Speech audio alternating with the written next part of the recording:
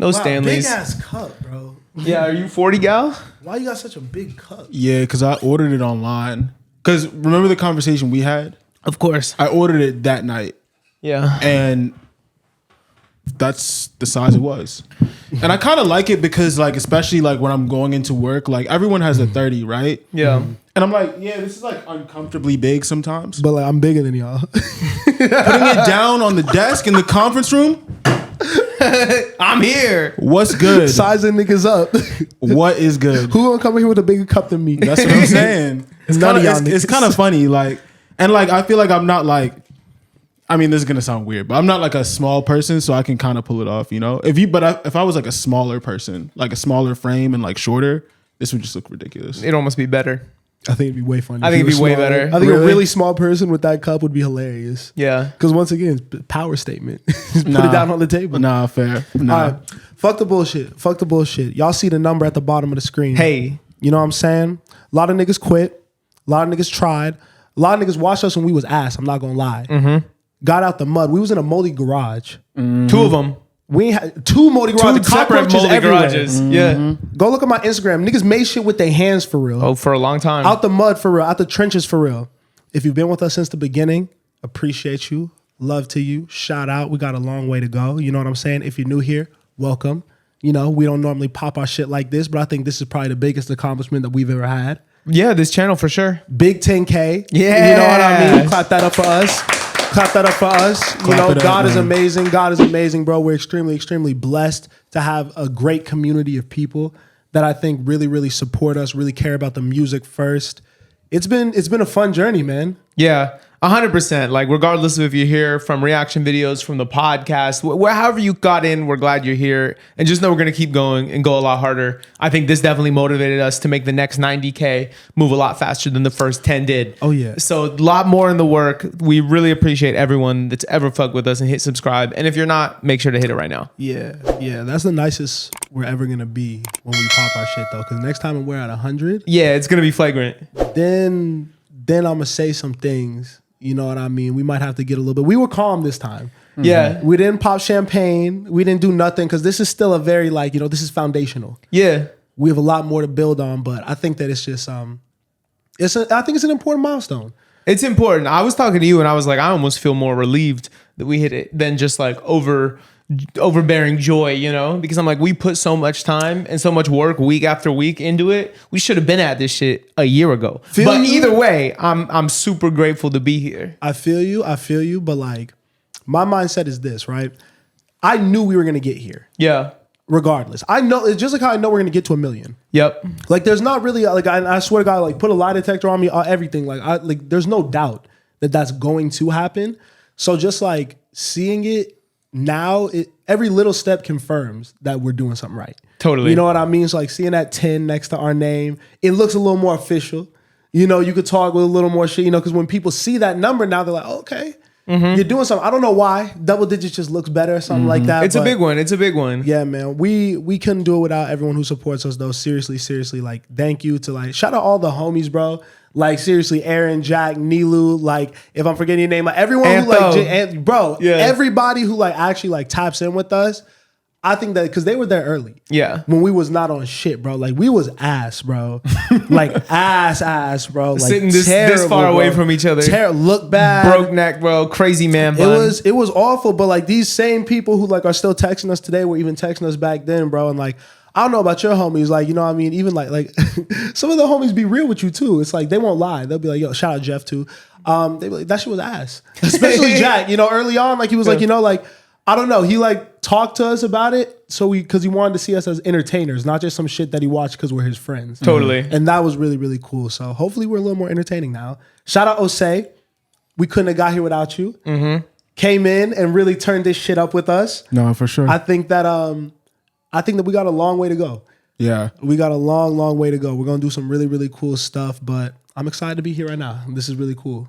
We didn't get to share the moment when it hit because I was asleep. You got all mad at me. I was really, bro, I'm calling this nigga, bro. Kaden said you text her like all caps. Like, bro, like what? That's the crap, bro. He saw me. I was tweaking, bro. Yeah. I was tweaking, bro. You know I don't play about my food, bro. Yeah. I literally like took one bite of a taco and like put it down and didn't eat for the next like 2 hours, bro. That's crazy. I was just geeked up, bro. That shit was crazy, bro. Niggas, I shed tears, bro. Yeah. Cause I'm like, bro, we put in pain for this, bro. Like real hours, bro. Like 10,000 hours for real, bro. I thought about that. I was doing the math because I put on my story, 10K subs for 10K hours. I was like, have I logged 10K on StereoVision? Bro. I think I have, bro. Actually, like I was breaking down the math of 20 hour a week part-time job during some of this shit, but been doing it for 7 years at this point. Dog. Oh, you have to have hit it by now, bro. Yeah, because think about all the late nights too. And some weeks are way over 20 hours, and like end of year like, stuff. When we were writing. Yeah. Before even doing that, bro, just like 10,000 hours on this company, bro. Like, yeah. Nah, we did some shit. We did some shit. Long way to go, though. Proud of us. Long way to go. And with that, man, what up, y'all? Welcome back to another episode of the StereoVision podcast. What is good? It's episode 118. Man, a celebratory episode. We're going to remember this one forever for real, but there's been a lot of crazy shit going on in the world. How y'all living in just the day-to-day, though? I'm feeling good. Left one job. Waiting to get the next one started, waiting on a couple things, but feeling good about that, I have little 2 days off today and tomorrow in between shit, so I'm just kind of hanging out, Fire. But I'm feeling really good. Awesome. Yeah, awesome, how are you bro. doing? I'm cooling, bro. I'm cooling. I had an off week last week just from like a productivity standpoint, but I think this Monday was pretty good. Been moving around pretty productively. Cleaned my space a little bit this weekend, so I feel a little bit more at peace. I still got some folding of shit to do, but I don't know, bro. I'm trying to go into the new year with like good habits. Yeah. So like I went to the gym, and it's really hard to get back consistent. I can't lie. Yeah. Like I really just don't be wanting to go. I know we got this bum ass race. I'm gonna have to really tap in with him though, because he's been really like dedicated to this shit. Yeah. I gotta really get back into that because I was doing good at the beginning of the year, but I don't know, just trying to clean myself up these last couple days. Shout out, by the time this comes out, happy birthday to my mom. It'll be her birthday. There you go. No, good habits and changing bad ones. It's a great time to start November. So by the time January comes around, you can feel like you're in the swing of it.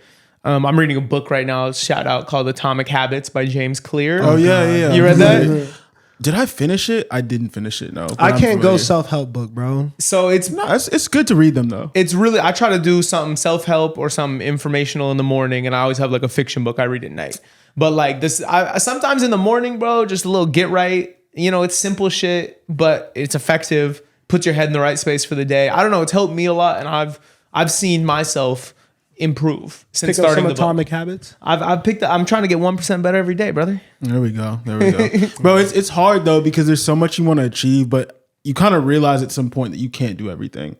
Like even right now, like this is probably the most consistent I've been in the gym since probably my junior year of college. But like I did have a goal of reading like daily, and I've kind of fallen off that. And I'm like, what can I replace in my life right now that could like fill that slot, or that reading could fill? You know what I'm saying? Yeah. You have to constantly be like reevaluating and like rescheduling in order to get where you want. So yeah, all the goals aren't going to hit at once. Exactly. But as long as you're moving forward in some that are important to you, there's always time to continue to add new, better ones. Yeah, no, for sure. You been good, Jose? I've been good, bro. I mean, mood's been up and down for sure, but I think the gym has really helped with that, because literally whenever I'm in a bad mood, I just go to the gym. And then also too, like when I'm like not sure about an action that I want to take, I just go to the gym. So like, especially like going out, like I'm not saying I haven't gone out, but I've skipped some nights going out just because I'm like, bro, gym's right there. Go there first and then see how you feel after. And usually you're just tired. So like, I'm not going to do anything. That's a good default to have, bro. That's a very, very healthy default to have. Yeah. I don't know why my mind's like in this state right now, because I've been here before and then I've fallen off. So I'm just trying to analyze it so that I can stay like in this mode, I mean, smart. It takes like 30 days to build a habit or something like that. Something like that, yeah. So I feel like you probably have it now though. Mm-hmm. you catch the bug typically, bro. It takes like I feel like if you're like 2 months consistent in the gym, that's like normally when it's like, okay, I'm like good now. Like it's part of my routine. I enjoy it a lot. I'm definitely 2 months in. Yeah. So, but I don't think it's ever just good. I think it's something you always have to Because like think about how like you've probably been 2 months in the gym before, right? Yeah. And you know what I mean? But like a trip will fuck it up. Like if you don't have anything to fuck it up, then I think you're good. But life is gonna fuck it up no matter what. That's fair. And so that's you fair. you need like you might need a long time to build a resilient That's habit. no cap. That's no cap. But you know what actually helps me is that you have to redefine how you see yourself. Yep. Like, and y'all are gonna laugh at me for this, Probably. but the race is helping me redefine myself as an athlete. Yeah. Like I'm like, bro, I have this thing to train for. Like I am an athlete. That's what I am. And it doesn't matter that I don't play any like rec league sports or pro sports or whatever. Like that's what I am. So that is what I'm embodying every day. You're a runner.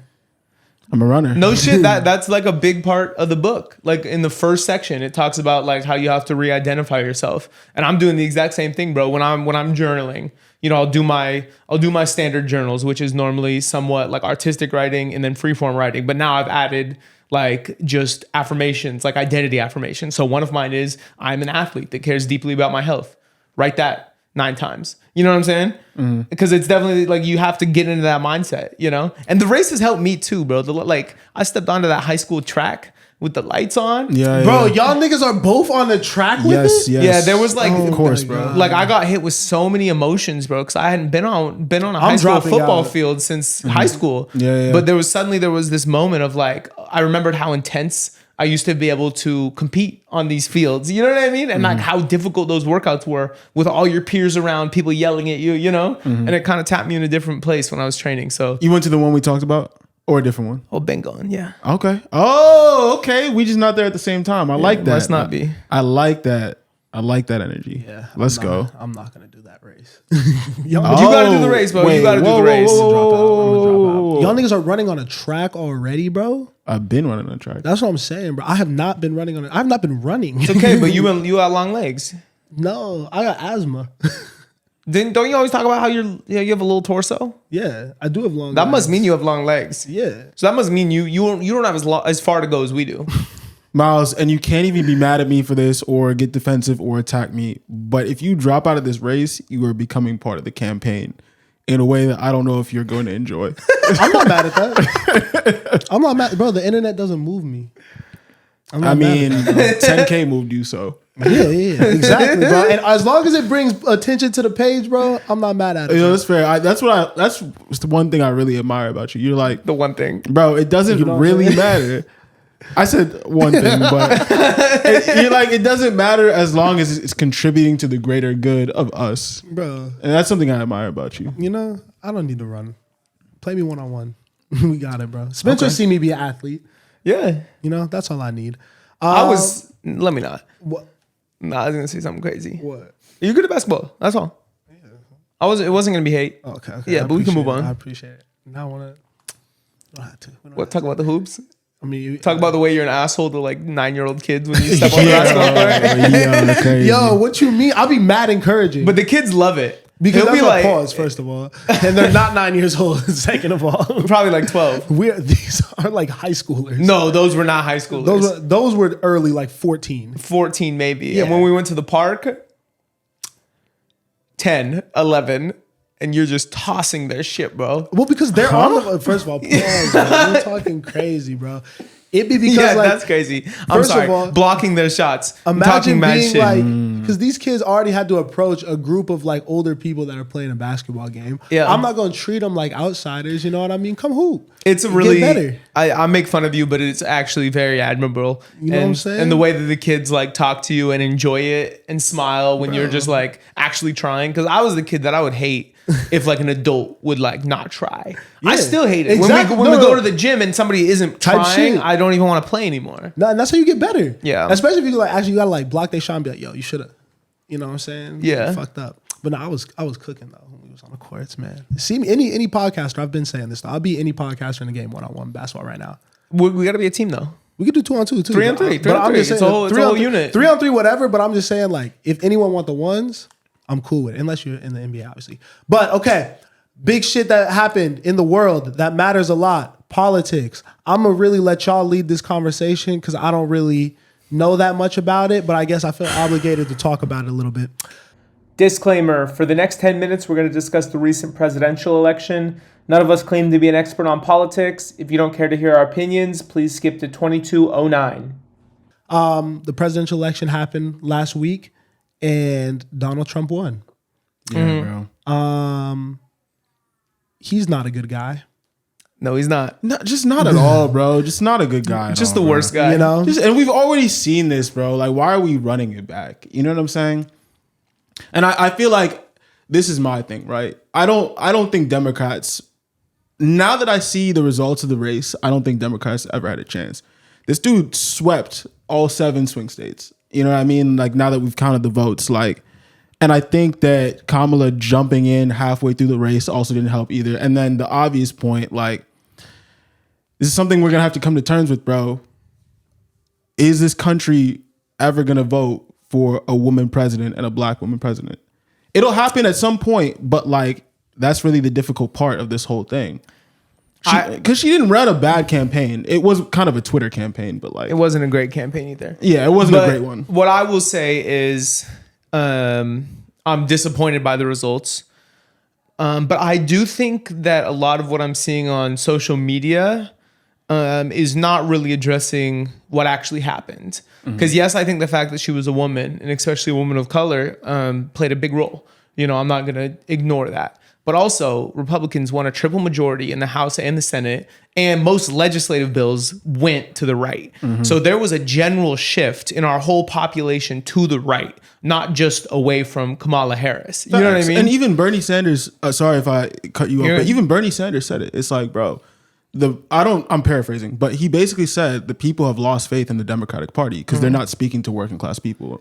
Yeah, I think her biggest mistake was not distancing herself from the Biden campaign enough, because I think a lot of people just see them as the same. And when she was asked about her position on Ukraine, her position on Israel and Gaza, like she aligned with what the campaign had did. And it was kind of a catch-22, because it's kind of like, if you like your experience, your relevant experience for the job is being in this position and being the vice president, but then they're like, oh, but you did all that. Yeah. And then you can't really be like, no, I didn't play a role. It's kind of a lose-lose because the campaign was not effective, or the administration prior wasn't very effective. But I think people really were voting for change, you know?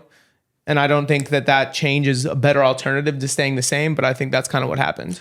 Yeah, I'm definitely kind of hurt over it. But I've been actually like listening to a few like just like news cycles and podcasts, and I wanted to like play something real quick that I felt like summed up my like feelings and emotions about this. So give me 1 second. Do you want to connect to this? No, it's all good. This nigga thought he was funny.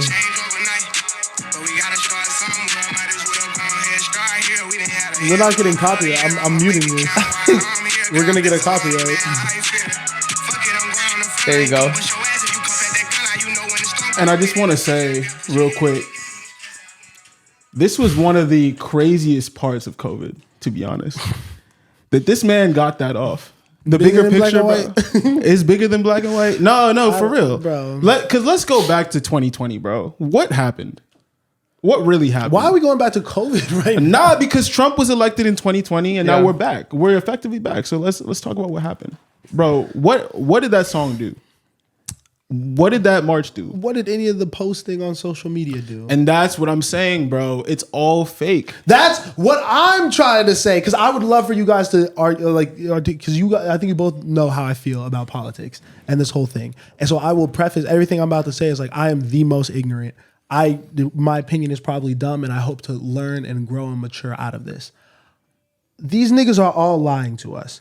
And at this point, it doesn't even seem like they're trying to get creative with the type of person they're putting in front of us on either side. Whether it, like, no one's putting up like a new, interesting candidate that has any ideas that seem exciting to anyone. It's just like picking between the lesser evil. And I feel like for me, the best thing I could do at my young, inexperienced age of 24 years old is go get some money and worry about me, and then worry about having enough money and influence to then affect these situations. And obviously, as I grow and obtain more wealth, I want to pay more attention to the political cycle and things like that. But like, it just doesn't seem like the most, like, my day-to-day doesn't really change that much. I think that is a lesson from this campaign that I learned. Like I called my dad the day after election day, and he's actually been volunteering for the Harris Walz campaign. You know, like doing like real grassroots stuff, raising money. You know, he's like super into it. You know, the most political person I know.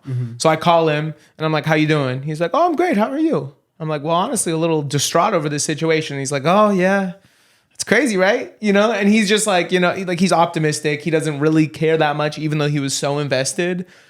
But with that being said, I think the major thing that allowed this to happen is what it's going to do to the Supreme Court, because there is a really conservative justice that's old, you know, that was not going to retire until another Republican was in office, you know. So now he's going to be off, and they're going to instate another ultra conservative young Republican into the court. And I think there's another person that's probably going to be replaced during his term too, because they're old. I think it's a Democrat. I could be wrong. I'm freestyling, but I know that the court is most likely going to be conservative for the next 20, 30 years. Yeah. And it's like, you can argue right or left. I think it's pretty clear that the left is a little more concerned with ethics and people and how like individuals are treated, whereas the right is maybe a little more concerned with big picture financial productivity and overall country innovation. Like, I think that's kind of well known. So I think having a court that is on the right for the majority of our lives could be problematic. That instance, and I mean, women's reproductive health. Yeah. And what's going to happen there, I think, and just like what's going to happen with the LGBTQ community. Those seem like the real things that could like get super fucked up. Yeah, and I just don't think that, you know, we've already been through a Trump presidency. People talk about the economy and how good he was, bro. In my opinion, in the way that I see things, I feel like the previous president affects the economy. So he's going into another situation where he's inheriting a democratic economy. So I don't know. I don't really see that angle for him, but I do see all the conservative changes happening, like in terms of like the social stuff. Yeah. Like you said, with women and with the LGBT community, like it's like, I don't know. I don't really see where this is going. I don't see this as a positive change for our country. And I feel like he's not good for international relations either. Yeah. Yeah. So, I mean, we gotta live with it. I kind of agree with Miles. Yeah. That's Stereo Vision political talk. Yeah, let's get out of here. That's not why you're here. We did a decent job. I'm not gonna lie. I think so too. Y'all did good. Did any new music come out? Are we missing anything? I feel like, oh yeah, definitely. Did y'all listen to the new Ab-Soul album? No, I didn't. Bro, why are you asking me that?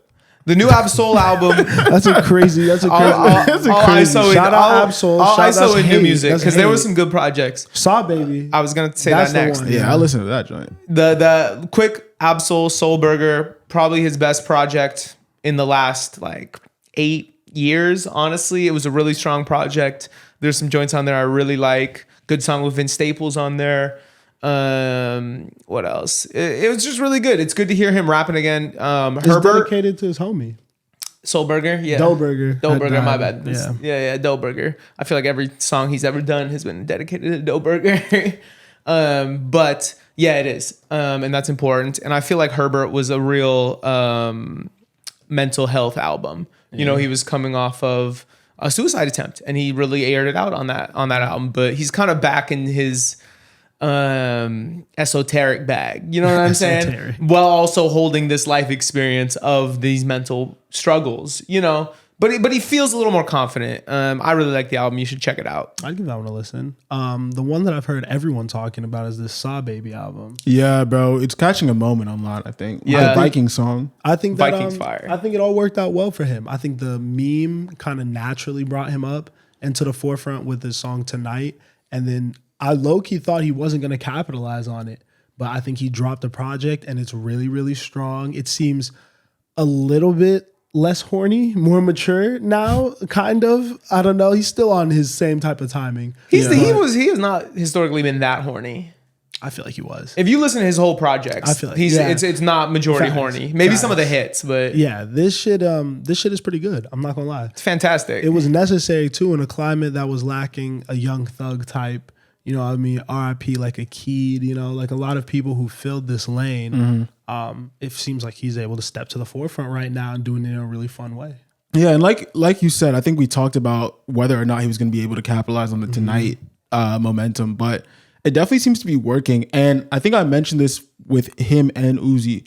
For whatever reason, like no matter when they drop, they can catch one. I was gonna say, low-key Spencer's on Cam Hayden at the start of the last pod. Oh, about Sabe? Yeah. I know. I didn't. Well, because I've been a fan since like 2018, and I'm just like, this is gonna be another situation where it just never goes anywhere. I was totally wrong. It's been 3 days. You know, I don't think any of us saw this coming. Honestly, like Yeah. I knew people were talking about it, but I think our generation is more influential than we thought. Honestly, because I feel like everyone from our age group is like, oh shit, I fuck with this. Yeah. I know this guy, I want to tap in. And then all the younger people are like, what is this new fun thing, you know? Yeah, and it's Perfect interesting. storm. It's interesting with him because I think people are really complimenting the rapping. It's not just that it sounds good. Yes. They're like, bro, are you guys hearing this? Yes. But that's what I'm Like- saying. Like, I feel like he's putting shit together a little better now. And honestly, I think the climate maybe just is better for him now. Like, I think people are more accepting of his sound, you know? Yeah. They want people to be a little bit more experimental. I think this is his strongest body of work that he's ever put out. And I also think it's the most exciting thing for the development of hip hop that I've heard this year. I would agree. Like from the new sounds, things that seem to be boundary pushing, you know, underground agenda type music. Like this, even though it's a little more in pocket with, like you said, Young Thug, Gunna, what's already popular, a little less underground-ish. To me, it's still more exciting than anything else that I would consider boundary pushing in hip hop this year. Yeah, it's a little bit, do you know like Bear One Boss? Yeah. There's a little bit of that in there, you know, Yeah, like yeah. the Pop Star Benny type production. Like it's fun. It's fun. I really like it. Yeah, listen to it if you haven't. What's it called? I don't even think I said the name. Sahib, right? I think so. Yeah. Yes, Sahim. Sahib. What else dropped? Femi Guerrero. Have you heard that name? Yeah. Didn't he drop the shit with Lancey Foe? Yeah. Yeah. Yeah. I've only heard a couple songs. I want to dive into the project. Is it a project with Lancey Foe? Yeah, from the UK. Yeah, I gotta hear rapper that. from the Interesting. UK. He's tough. I also like YT from the UK. I like YT as well. Was that pocket full of, you know the song I'm talking about? Pocket full of money. Yeah. It's Arterix? I know Black and Tan. Oh yeah, Black with and Tan. Lancey, and then now he has the song Prada or Celine. Yeah. But Arterix by YT is also a slapper. Low Shimmy dropped, and yeah. he's having his moment, Yeah, for sure. and it's really fire. And you heard the Brent remix, Yes. fire. I Yeah. wish they did a new song though, to be honest. I'm not mad at it, bro, because it fit Brent. Like Brent did good on it. He slid. sure. I'm not mad at it, bro. Since we played Bounty, bro, I knew, bro. I saw this nigga on a Lamar Jackson workout video, and he was signed to Lamar, bro. And I literally was like, "What is this song in the background with this crazy ass beat?" Kodak obviously slid on that. Seeing that from that was like 2 years ago to now. I think Low Shimmy has really played it all perfect, and I think that this nigga is really gonna again push the boundaries of rap. Cause he be floating in between rap and R&B for real. I think he has the chance to really, really do something special and kind of be like, he got that, but he got that Kodak in him a little bit. Yeah. When he sings about pain and shit like that, and where he comes from, and he's really about that lifestyle. I think this is gearing up to be a special, special time for him if he can really capitalize on this. I'd be interested to hear a Low Shimmy K Tronada project. That's Oh shit. I would have never even thought, but that would probably be fire. I would love that. Be very interesting. Hearing that Rich Ass Haitian song, I feel like made me want to hear a lot more like street rappers link up with K Tronada. Yeah. You know? Yeah, 'cause just he to hear did- what he did with 03. He did body that. I'm trying to think who I want to hear him work with. I don't know. It's too While we're here, shout out to your mans. Who? Big Boston Richie with the album that just Yeah, dropped. yeah. Oh, man, shout Boston out. Richie. Congratulations for everything you did on that project. Thank you, It bro. seems like it's been really well received. He finna get a plaque, bro. For sure. He's not talking his shit right now, but low key. Nah, Help Me about to go platinum. yeah. That's crazy. Yeah. Can you bring it in here? Can we put it up in here? I'm down. now that's a flex. Would you actually want it in it? No, I'm saying you gotta, regardless if you keep it here, you gotta sit with it right next to you for an episode. Yeah, I think you should do that. That's hard. I don't think you should put your plaque in my house. You know, and if somebody walked in here, I don't want that. I don't want them thinking that. I'll get my own. I'll get my own when I get my own. But can we all? Bro, you should definitely bring it in. We can do a little celebration here. No, see, that's gonna be a fire pod. Like when we all three have plaques, we got to put them up like as the backdrop for the pod. You know how we do the song drafts? Yeah. It's like we're gonna be able to draft like plaques. Like we're gonna be able to put my plaques against yours and let the listeners pick who has more fire plaques. Yeah. No. Soon. Okay, shout out Richie though. Shout out Richie. No, I listened to the song with Yachty and the lead single. Yeah. And they're both fire. I've been playing them a lot. I need to go listen to the whole album. That's one of my favorite songs. And then also Cocoa Butter, like I told you. Yeah. But I don't know if that's going to be like a song that people listen to. I think I just like it because of the way he starts it out. Like, how does he start it out? It's like some whistles at the beginning. And he's like, I'm going to tell you one time and one time only. And then I forget what he says, but he says a bunch of shit about how this girl like just needs to like come fuck with him and stop fucking with broke niggas. And I thought that was just a relatable topic. Like, you know what I'm stop saying? fucking with these broke niggas. Yeah, I just thought that was a relatable topic. I'm like, this guy really intrusive thoughts music for real. If you listen to his music, bro, and you listen to some of those lyrics, you're like, bro, I be thinking this on the daily, but I can't say this out loud. You be thinking like Richie. That's not a good thing. I've heard some of the bars. I hope you're not thinking like that. Okay. Trying to hunch my cousin. Sheesh. Yeah, not that one. Anyways, moving past that, is there any other new music? I don't think so. Are we gonna talk about the new Zach Bryan song and then the all the controversy that followed? Damn, I'm not even tapped in to be honest. So let's talk about it. I'm not that tapped in either. He broke up with his ex-girlfriend, and his ex-girlfriend aired him out on Instagram talking about how she wore one dress to one carpet, and he's like, "You really want to present yourself like that?" He's like, and then he like silently broke up with her and like posted on Instagram without talking to her. And okay, like, but so he sounds like he's that's fine. No. Wait, I got a question though. Is it being received? Actually, I don't care how it's being received. I am gonna say this: everything up to the part about where he's being weird on social media, I'm not mad at, bro. You're insane. I'm not mad at it. Insane. I'm not mad. I'm not mad at it. I'm not mad at it. If we're gonna talk about this, let me tell you that I have no idea how accurate my account was. I just need that on camera. Okay. But I like your explanation because that's hilarious. We'll move it to hypothetical. You're not mad at like, you know, you're with a girl, or you someone you know is with a girl and she wears something they don't like, and then he's just out. Nah, me, bro. You okay? Go ahead, take it. I'm gonna be like, bro, what are we doing? What do we wear? We're popping out to the red carpet. Like, I don't know what it was. I don't know if it was like he felt like it was inappropriate or just like didn't look good. But it looked good. Oh, it looked good. Was it Okay. appropriate? Yeah. It was appropriate? Oh, I mean, I thought it was appropriate. It was like low cut and it had like a slit, but like It was like a gown. In your it looked good. In your eyes, was he bugging out? Because I'm not mad at the theory, but Yeah. like if he was bugging out, then I'm not with it. Yeah, in my eyes, she was bugging out. I thought she looked great. Then I don't woman, align with that. But what I do align with is being able to be like, yo, bro, what are you wearing? Like, let's do a little better. You know what I'm saying? And they could do the same with me. It's not about on some like, you know what I'm saying? It's more about like we're going out together as a unit. I'm assuming a red carpet event is his. No? Yeah. He's Zach Bryan. Yeah. So like, bro, how you gonna show up to my event looking a way that I don't want to present? But if he was bugging out, then he's bugging out. I need to see it. I'm excited to meet Osei's future girlfriend. I am too. You're on an island over there on that one, I think. Oh, that's so crazy. I know. My No, fellow I think people you can. agree I with think that. you can have a conversation with who you're with about what they're wearing. But I'm just like, how often does that really come up? Oh, probably not that. You know what often. I'm saying? Like, I think that's more where I land on it. Like, if, imagine if your girl like tried to wear something like crazy, maybe she just didn't understand the event. You know what I mean? Like, I don't think you should never ever approach like, what the fuck are you wearing in a rude way or break up with someone over it. But you could be like, no, like this is the type of event.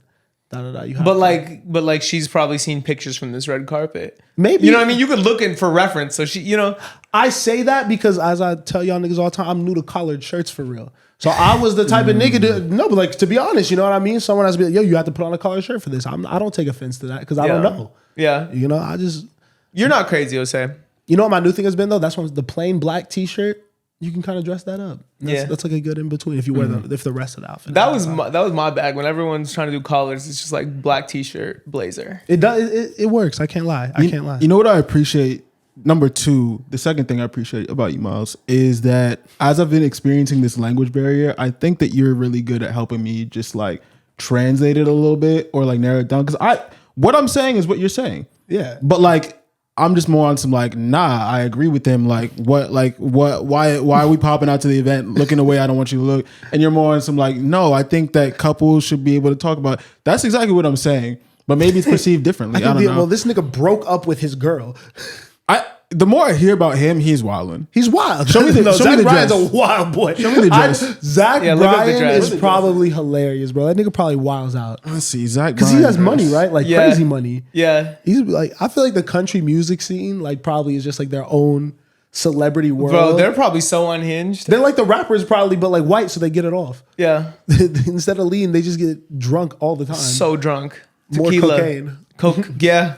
Full Damn. ATVs. Yeah. I love that we spent so much on a topic that I brought up as a joke was that I funny. really don't know if is accurate at Is all. it a black dress? Well, I mean, if we're bringing a nigga, no one cares. No, wait. I'm trying to see, bro. It's over for her. Let's prove It's the point. over for her. Can I ask my quarterback question now? I have okay, yeah, you can do that since we're off the rails. While we're here, we were just watching Monday Night Football. Shout out the Finns getting a big win over the Rams. I don't know if it's a big win. I don't know if either of them doesn't have matter playoff at all. aspirations, but Tua's back. But I was thinking about Tua, and I was like, you know, if I went to war and I needed a man to stand in this house with my girlfriend for me, you know,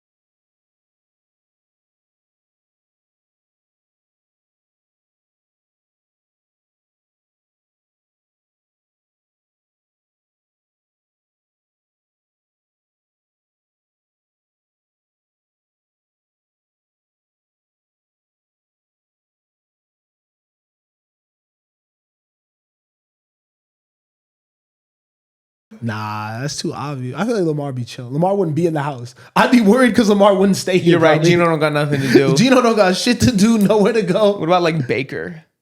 Baker's funny. I feel like Baker might drink one too many and fucking hit her. Yo, all right, we should move on past that. Oh, my bad. Benny Blanco was voted the sexiest man alive. Wait, Oh, hold you on. go? I don't get my first. Zach Bryan, you're wildin'. Your lady looks beautiful.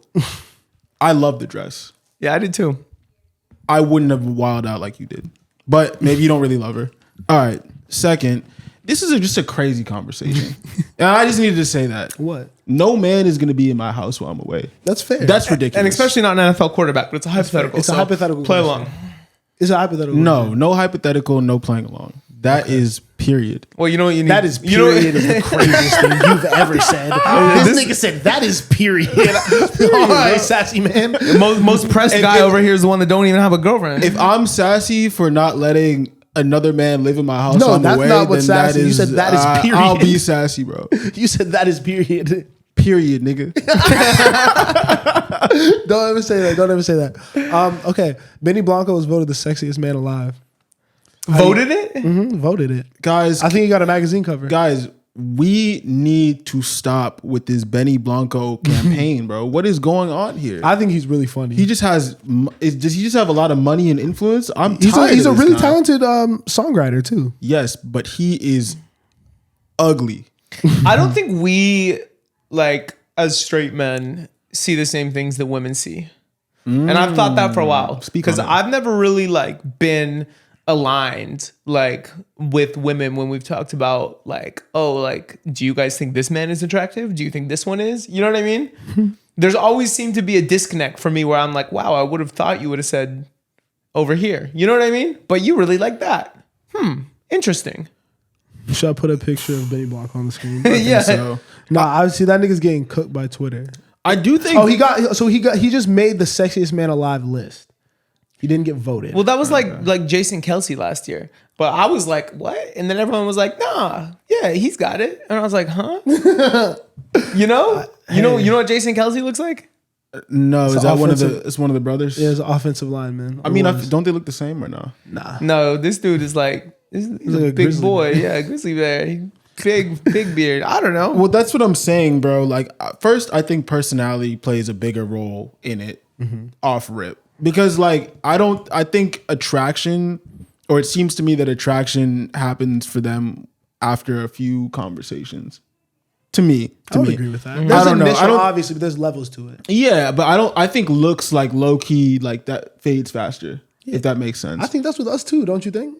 Yeah. In different ways, because I think like men will still engage with women even if they're on some like I don't really like her, but she looks good. I've always been and I think like women that, are kind of the opposite, where they'll be like, I mean, he looks good, but he's kind of boring, or he's annoying, or you know, one of those. You know how fast I be annoyed with people. Once they bother me, it's like you're pretty ugly. I don't really want to like. I'm not on Don't that talk to timing. me. Unfortunately, I will stick around for a little bit. Unfortunately, Even if they're annoying as fuck. unfortunately. Yeah, that's how you know ain't shit happened this week. Who Niggas else- is talking about Benny Blanco. Who else is on the list? No hate. That was Was this the bald list? Oh wait, Benny Blanco's not bald. There was a bald list that went around too. What? I think What kind of bald list? like the baldest, the baldest heads. The baldest man the alive. baldest men alive. Nah, I don't know, bro. I don't want to hate, but to be honest, bro, the guy seems kind of annoying too. I'm like, and then he's like rubbing SZA down in a music video. I'm like, bro, why do you get this privilege, bro? Let him win, bro. Let him get it off. He's bro. funny. He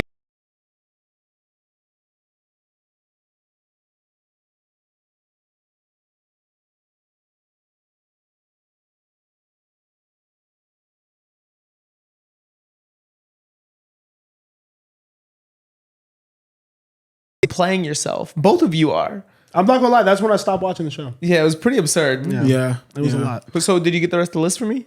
What was the rest of the list? The Sexiest men alive. I'm not reading it. What else happened? What else is interesting? You had Kodak Black on Kai. Kai Cenat is streaming every day again. Every day, man. Mafia-thon. Shout out to him, bro. That is really difficult. And I think Black Boy Max even said that streaming is harder than a 9 to 5. But when you are doing 30 days in a row like Kai, I can kind of understand that, bro. First of all, they be doing that thing where they be like trying to rage bait people. I know 1,000%. Them niggas don't be. I'm really just saying that because imagine like we had to do this for 30 days straight. Obviously he's moving around, there's guests or whatever, but you do have to be entertaining to an extent. And he's a pretty entertaining guy, but I'm sure you get tired. Yeah, it's a lot. It's probably very, very taxing, but like you could stop for 2 months after. A 9 to 5, you have to keep going to work. I don't think he stops like for 2 months. He does. He definitely 2 stops. months? A month. Bro, Nigga, if I have to work mad hard for 1 month and I get a full month off. I'm not super tapped into Kai's like schedule, but I can't imagine that he takes a month off. Yeah, for sure he does. Do you know this for a fact? Yeah, factually. Okay, then you Like got 100% fact. it. Okay, you got it then. Because bro, that's because it's necessary. Yeah. No one could be on camera for that long. Like, you run out of shit to talk about, I feel like. Yeah, I And would. just like, what am I gonna do interesting? Y'all niggas just saw me do everything for 30 days. What I'm gonna do tomorrow? Yeah. Just randomly like make that shit entertaining. It would help if you had the resources he did, because I love some of the insane shit that they can do. You know what I mean? Like I saw them playing Mario Kart. It's hilarious. It's so funny. and the guests. The guests are And the cool. guests, it looks really entertaining. I loved seeing like Quavo get mad at DDG for being too close to him. That was probably my favorite moment so far. Yeah, I've been liking it. There was some funny shit. You saw like Halle was tripping on DDG for bringing their kid on there, I did see that, yeah. Yeah. but she caught some. It's bad. You hate to see like parent shit. That feels like real life Yeah. issues, you know. So you hate to see that play out online. I but- mean, it's funny because I saw somebody on Twitter basically like call her a new co-parent. Like she don't really get it yet. And I don't know what that situation is like, but I can imagine that when you're in that situation and you're separated, like it's not like you're telling them what you're doing with the kid every that just single seems day. like a factual statement. She does seem like she is a new Yeah. co-parent. No, but it was a sentiment of like, oh, bro, you could tell. Yeah, Like, yeah. You could tell But because you she's as stripping you off this, should. and it's like, bro, you can't be worried about the kid every day. Yeah. That's what they were saying, which is interesting because I haven't been through it, but like I'm sure that is how you cope. Exactly. That's why I think you definitely have to like give her some grace with that. You know, because she is going through that. But he's been cool to see on there. Kodak Black was on there. Yeah. doing drugs, Sad. trick shotting drugs. Sad. Was he? Yeah, he threw the perk up in the air. Yeah. I didn't see that. He was kind of wildin', bro. He was kind of wildin'. I mean, I'd like to see him in that state. I don't know. So I've been in like a really big Kodak Black bag recently, and I feel like he just kind of all of his actions make sense when you really listen to his music. I feel like that's when he's most honest, even outside of certain interviews, of course. I feel like he's been honest, but like I think that Kodak knows he's been through a lot of pain. And there's a lot of situations and a lot of people that he loves, that he wants to be around, that aren't around him anymore, be it prison, dead, whatever. So he has to cope with that every single day. So I think that he's really just trying to get by day to day and enjoy the life that he has while experiencing an obscene amount of grief. So I think every time you see Kodak and he's on these drugs or he's kind of out of it or whatever, it's like, yes, it's very, very sad. You pray to God that he gets off it. You pray to God he gets people around that can help him. But I'm not going to I don't want to make fun of him, or any of that shit that a lot of people do, or like just like meme culture, obviously, and just the way the internet clips shit up. Like, it's like, I don't know. It's weird. I have a weird dynamic whenever I see it, Yeah, it's been a hard time being a Kodak fan, like the whole career. You know what I'm saying? Like I think he's always kind of been super turbulent, exactly, and super unstable. From the time that we first got put on, like he was already wilding and doing crazy shit. But yeah, you don't like to see it. You almost wish he wouldn't step out, really. And you kind of have to promote your shit. But niggas be outside drunk, niggas be outside on coke. Like that's not. I just wish he wasn't. I don't mind him being out. I do. You shouldn't be doing drugs when like kids are probably watching the shit and stuff like that. Like just from like a viewership standpoint, that's what I see as problematic. But I don't know. Someone just maybe should pull him aside and just like talk to him and like just smoke a lot of weed or something, bro. Like you don't got, because the hard shit is what scares me. Because other than like if he's not doing hard drugs, like I feel like Kodak's fine. Like he don't really be hurting nobody. He don't be saying nothing crazy. Like it's literally just like a health concern with him, kind of, for me at least. Yeah, and it's just like he's one of the most talented rappers out of his generation. That nigga still rap his ass off. I know, but I'm just saying from a point of influence. It's not just about his own health. It's kind of about like what he's perpetuating to people that watch him. Yeah, but like everyone knows that. Everyone knows not to do. I would hope. Yeah. And you're right. And you're right though, because as the platform that he has is so big, kids are impressionable. Of course, you do have to be careful with that. Yeah. But I'm like, no one's ever looked at Kodak as a model citizen. That's why I'm like, Kodak's like legacy has already been stamped to me. Yeah. To be honest with you. Like he doesn't really have much more to gain from rapping. Like I don't really like, I would like more bodies were from Kodak, but I don't know if I was either talking about it, you, but like that, it was you. That Dying to Live album, I think was like that's like a classic album. I think like when we get like 10, 15 years down the line, that's going to be looked at as a classic and that'll encapsulate everything about his career. Definitely a classic to me. On top of like all the other countless singles and songs and like even other projects that he's dropped that have been excellent, like Kodak has done everything he's had to do for him. Yeah, I think even within that 2016 class, there's like a depth he can get to in terms of just like subject matter while still being entertaining that the others can't. I don't think I know a single other person from that class. I mean, it's funny. It's funny because like even with Denzel and then like even like an Anderson .Paak, like I feel like Anderson always keeps it lighter. I don't know. I feel like Kodak talks about like some really crazy issues. I'm not saying one is better than the other. I'm just saying like I don't think we've gotten that from like a 21 Savage. I don't think we've gotten that from Uzi. I don't think we've gotten. You're saying like the depth, like the subject matter. Yeah, that he talks about. Yeah, I agree. And I said Anderson .Paak because like I consider him like the most elite musician from that class. But even him, I don't even think we've gotten like storylines that are like that. They're more fun, Yeah, I wouldn't say all this shit's fun, but I see what you're saying, and I do agree that like Kodak's so special. He's so special and so talented.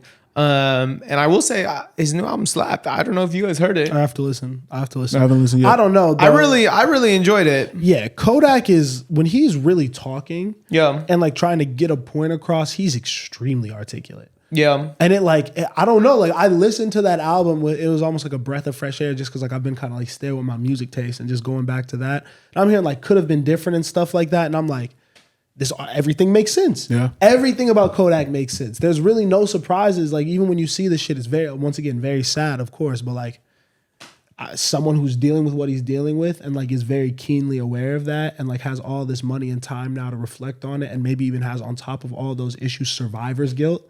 Why me, not them? You know what I mean? Like it's probably very difficult to deal with day to day, you know? So we pray for Kodak. We hope for the best for him always. Legend, bro. If you ever see it, you know what I mean? Know your value, know your worth, be safe. So in other news, we got some Grammy noms this week. Woo! Grammys. I was looking at them and I honestly felt pretty good about them. I liked seeing a lot of names on that list and it kind of, I mean, I think it really cemented that like pop has had an incredible year. Facts. Every category was pretty decent besides R&B. R&B was trash. I thought that too, but with the same as every year, I was thinking about like what should have been nominated instead, and I didn't really have valid answers. But we'll get to that when we get there. We'll get to it. Should we just roll through the list? Let's do it. We'll stop after. Do the main ones first, like the big categories. So, record of the year, aka song of the year, we have Now and Then, the Beatles. Yeah, they did like their last song ever. Archive stuff with AI stuff. Weird. Texas Hold'em by Beyonce. That had a big moment. Espresso, Sabrina Carpenter. 360, Charlie XCX. Birds of a Feather, Billie Eilish. Not Like Us, Kendrick Lamar. Hey. Good Luck Babe, Chappell Roan. And Fortnite by Taylor Swift featuring Post Malone. Pretty loaded category. Look at the white man go. Okay. Post Malone? All of them. The white person. It's all people. white women. You know what I'm saying? The white man. And Kendrick. It's all white women and Kendrick. White people. Yeah, I think that probably Espresso, right? Will win. I think Kendrick could win. I think Kendrick could win a lot. I think so. I think because of the moment that he had with the song. Because yes, these other songs streamed big and were like Billboard charting songs and like top 10. But I feel like the moment of Not Like Us is the topic this year. I want Not Like Us to win. I'm rooting for Not Like Us to win. I'll be happy, but I wouldn't be mad if it didn't. Just because it is so rap. I think it's a great diss song. I think there's so many specific, like it's a rap thing. Whereas I feel like all these other songs, what's wrong with that? What do you mean by that? Noticing. It's super. Noticing. No. You don't want rap to win a Grammy? I'm not mad at that at all. But I'm just saying it's very like but it's for too rap rap fans. It's too rap. It's too I think rap. fans of It's too rap to win. I think everyone heard Espresso.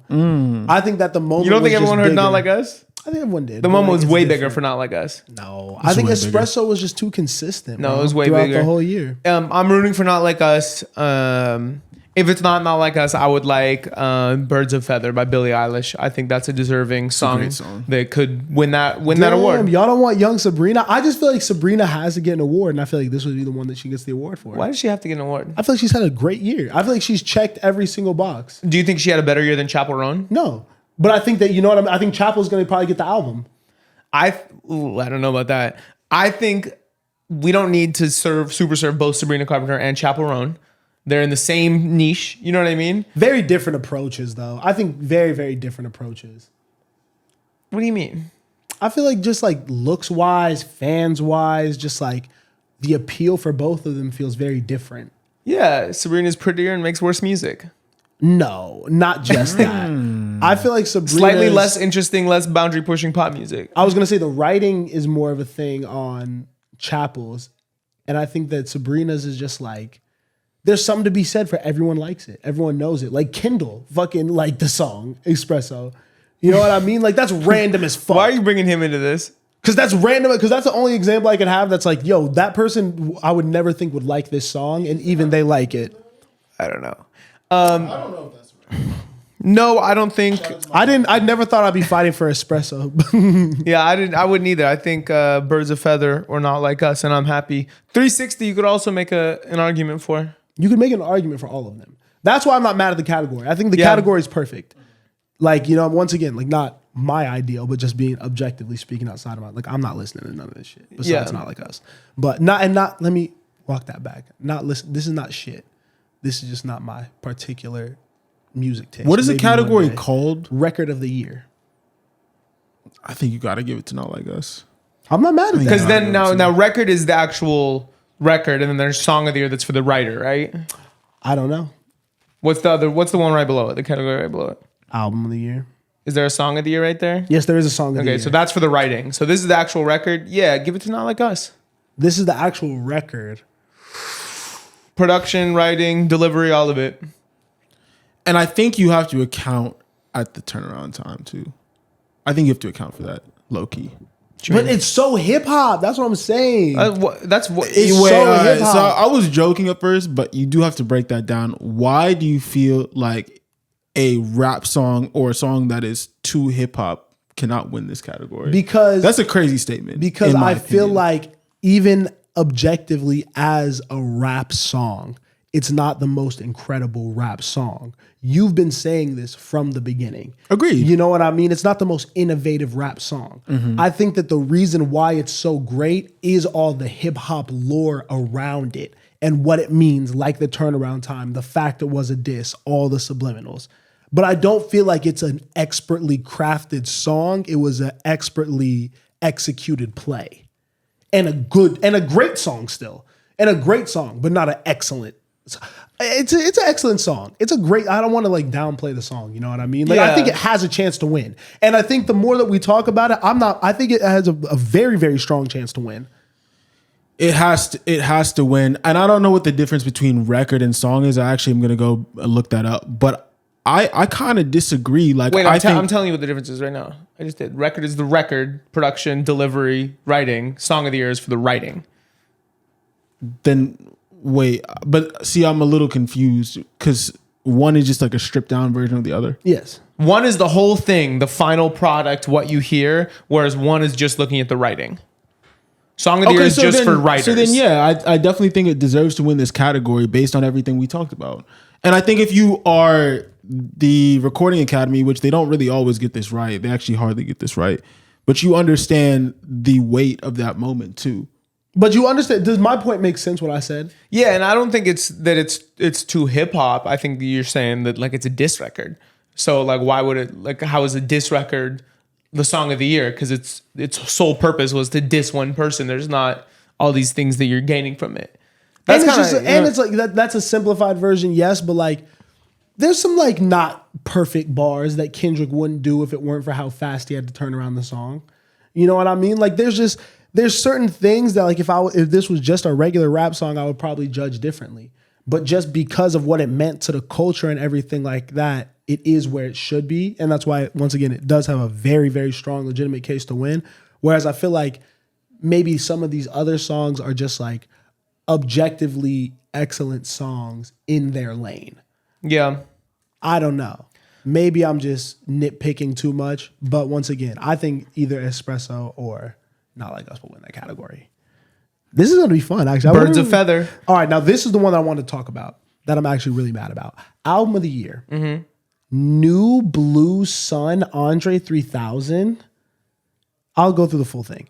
Cowboy Carter, Beyonce, Short and Sweet, Sabrina Carpenter, Brat, Charlie XCS, did I say that right? Volume 4 by Jacob Collier. Oh, I don't know. Hit Me Hard and Soft, Billie Eilish, The Rise and Fall of a Midwest Princess, Chappell Roan, The Tortured Poets Department, Taylor Swift. Once again, shout out to the women dominating this category again, the same women basically. Let's get straight to it. Why the fuck is Andre 3000 on here?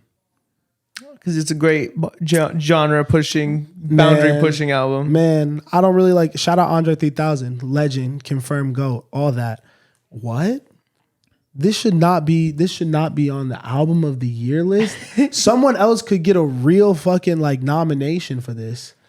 That like means something to them a lot. And not to say this doesn't mean something to Andre, but like this feels, I don't know. This is weird to me. What do you think? Speaking in Miles Hagen's voice. Shout out to the white woman. Take this black man down for being innovative and wanting to do something different. You ain't listen to that, bro. Don't cat with me right now, bro. You did not listen to that album. You ain't play that album. We could really talk, or are we with the Kiki Keys right now? But the difference is because he's a rapper, you expect rap fans for it to make sense to them. It's like if there was a great country album, you wouldn't sit here and be like, "Oh, say you didn't play it. How could it possibly be up for album of the year?" No, none of us. These other albums I don't listen to. All of these other albums I have no problem with. And so why do you have a problem with Andre 3000? Because I listened to that album. But it's another type of genre that you don't like. But it's not a genre that anyone is listening to. You're wrong. Which album? It didn't make the impact that other people's albums did. Which album do you think should win? Should win? Or give me like a top 2, top 3. Either the Charlie album, the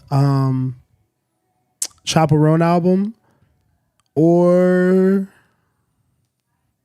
You sat here and said you didn't listen to any of them. Why are you asking? No, because the impact. So no, but that's what I was getting. That's what I was getting to. Okay. But did you listen to Chaperone?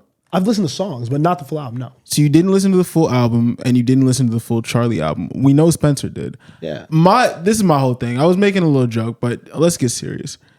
Record of the year, you're like, no, not Kendrick Lamar. And then this category, you're like, no, not Andre. Like, you're making a stupid point right now. No, it's not. It's not a stupid point, It is bro. a stupid point. You do not even listen to or live in the world of the albums and songs that you feel should win. Why? Because you see other people like it.